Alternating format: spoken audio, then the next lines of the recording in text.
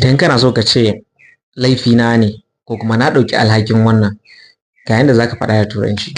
So da farko za mu fara da wannan ne, wanda shi ne ya zama kusan kowa na faɗa, which is basic. Za ka ce ko za ki ce it is my fault. It is my fault. It is my fault yana nufin laifina ne. Laifi na ne ko laifina ne. Shi ne it is my fault. It is my fault. Laifina ne.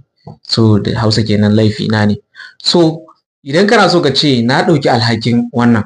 So kun ga kusan kamar daidai ne da cewa laifina ne ko? So da ka ce that's on me. That is on me. That is on me yana nufin na ɗauki alhakin wannan abu. Kun gane? Na ɗauki alhakin wannan. Na ɗauki alhakin wannan. So another way of saying is your fault. Ko ka ɗauki alhakin abun da za a yi a wannan wurin. Ko? So akwai wani hanya da zaka cin kana so ka ce ka yi shiru ko kuma rage murya.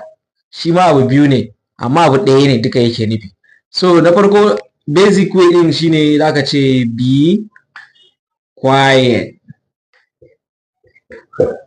Be quiet yana nufin ka yi shiru ko kuma ki yi shiru. Ka yi shiru ko yi shiru.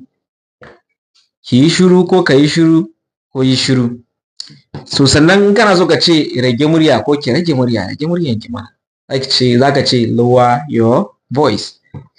Lower your voice. Simple. So wannan shine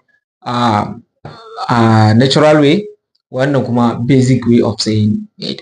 So like ce rage murya. So muryanka, rage muryanka ko kuma rage muryanki. So I hope this helps. Duk a ciki za ka iya amfani da shi domin ka inganta English naka.